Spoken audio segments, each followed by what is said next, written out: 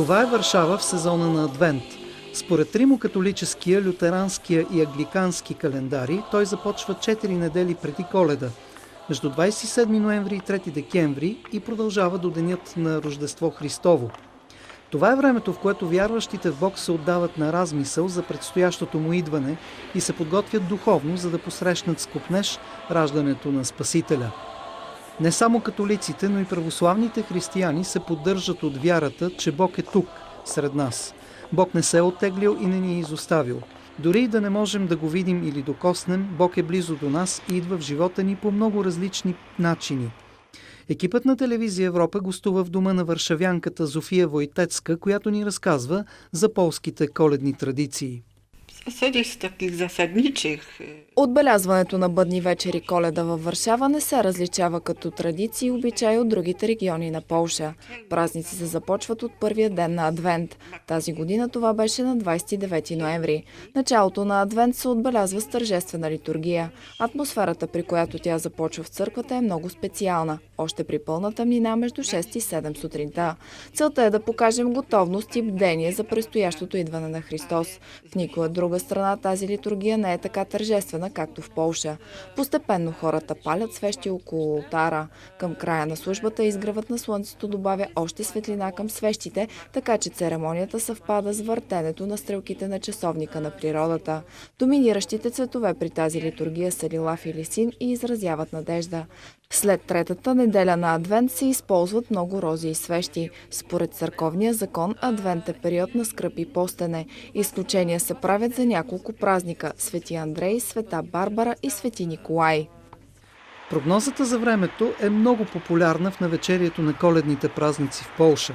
Смята се, че времето на Великден и в продължение на цялата година зависи от това какво е било времето на Коледа. Само бялата Коледа се смята за истинска. Затова поляците се радват, ако навън вали сняг. Те вярват силно, че каквото се случи на Коледа ще има влияние върху цялата идваща година. Например, ако възникне спор, това означава, че предстои година на къвги и тревоги. Ако на Коледа сутринта първият посетител в дома на поляците е мъж, това означава пари и успех в бъдеще. Ако е жена обаче, може да се очакват беди и нещастия. Приготовленията за бъдни вечер са шумни и отнемат много време. По традиция самата вечеря трябва да започне с изгряването на първата звезда на небето. В днешно време обаче хората са ангажирани с много работа. Затова и вечерята стартира малко по-късно. Всяка домакиня се старае да подреди масата много красиво и задължително постила снежно-бяла покривка. Под покривката се поставя сено. След вечеря младите момичета изтеглят стръкова от него, за да видят какво ги очаква в бъдеще. Зеленият стрък означава скорошна сватба, белият означава, че момичето ще трябва да почака докато се омъжи, а жълтият стрък предсказва, че може да си остане стара мома. Още преди бъдни вечер къщата трябва да е почистена и подготвена за празника. Това не се прави в самия ден. Коледната елха се украсява традиционно в сутрешните часове на 24 декември. Коледната елха се декорира предимно с ябълки, за да напомнят за забранения плод – райската ябълка от градината на Еден. За украса се използват още портокали, свещи, малки шоколадчета, опаковани в цветна хартия и ядки завити в алуминиево фолио, стъклени орнаменти и топки, свещи или миниатюрни електрически кружки, нарязани тънки ивици от чиста хартия, за да символизират косата на ангелите, и ръчно направени хартиени гирлянди. Тържествената вечеря на бъдни вечер започва с разчупването на нафората, така нареченият оплатек на половина. Това се прави първо от бащата или от най-възрастния член на семейството. Той дава другата половина на майката. После всеки член на семейството си отчупва парче от една от двете половини на нафората. Отправяме си пожелания за дълъг живот, добро здраве и щастие. След това започваме да се храним. На масата са сервирани много на брой безместни ястия. Доминира рибата, най-вече херингата. Всяка домакиня полага големи усилия да я приготви по различни начини. Например, пълнена риба с желатин, чието приготовление е много трудоемко, или паниран шаран с бадеми. Сервират се и много видове супи. Например, борщ, супа с червено цвекло и домашно приготвени тестени изделия, супа от гъби манатарки с различни подправки, както и зеле с гъби. У нас на бъдни вечер винаги идват родителите на моя зет. Обикновено те носят домашно приготвени пироги пироги. Това са тестени изделия, пълнени с картофи, зеле или само с гъби. От сладкишите бих откроила традиционното полско руло с мак и стафиди, както и кекс с подправки като карамфил, джинджифил и канела. Дъщеря ми приготвя домашни бисквити, предимно с джинджифил, но това е нещо различно, не е традиционно. Всяко поколение въвежда по нещо ново в организацията на празника и щом се хареса, то се превръща в традиция.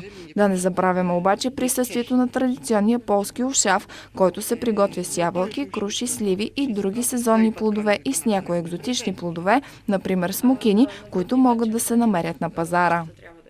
Зофия Войтецка ни обясни още, че според полските традиции на гостоприемство на бъдни вечер едно място на масата винаги се пази свободно за някой, който би могъл да се появи в последния момент. Смята се, че никой не трябва да остава сам на Коледа, така че непознати за семейството хора са винаги добре дошли на вечерята на бъдни вечер. Бездомни хора евентуално могат и да не бъдат поканени вътре в къщата, но винаги им се дава много храна. Тази традиция напомня, че Дева Мария и Исус също са търсили подслон. По време на войната свободното място на масата на бъдни вечер в полските семейства рядко е оставало незаето. Във всеки дом се пеят коледни песни, кой колкото може. Това са преди всичко типично полски песни, свързани с католическата църква, а също така и традиционни за това време песни като Тиха нощ, Свята нощ. В нашите църкви се пеят коледни песни от бъдни вечер до 2 февруари. Подаръците се подреждат под коледната елха и се раздават след вечерята на бъдни вечер, обикновено около времето за сервиране на десерта, когато всички вече са отпуснати и спокойни.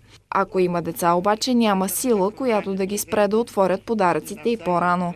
Това се отнася и за много от по-младите хора.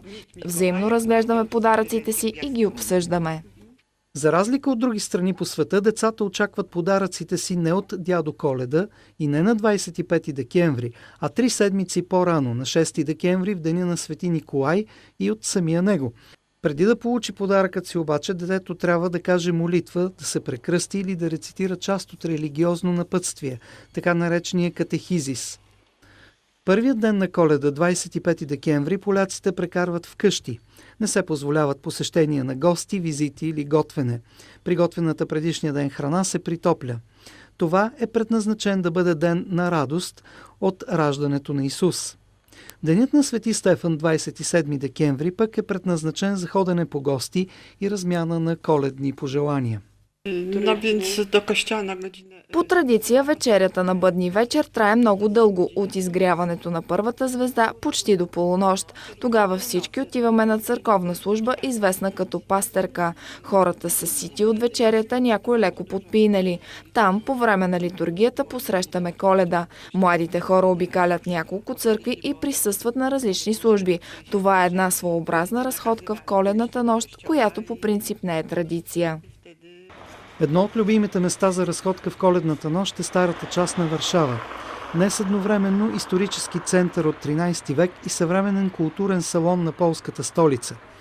Разрушеното по време на Втората световна война място е възстановено така прецизно, че е попаднало в списъка на обектите на световното историческо и културно наследство на ЮНЕСКО. По спускащите се към река Висла романтични улички се разнася музика, а в разположените в основата на каменните сгради уютни ресторантчета и кафенета до късна доба кипи живот. Така нашият екип усети Варшава дни преди Коледа. Град с безспорен характер, необикновена история и собствена неповторима атмосфера. Град в очакване на най-големия празник – Рождество Христово.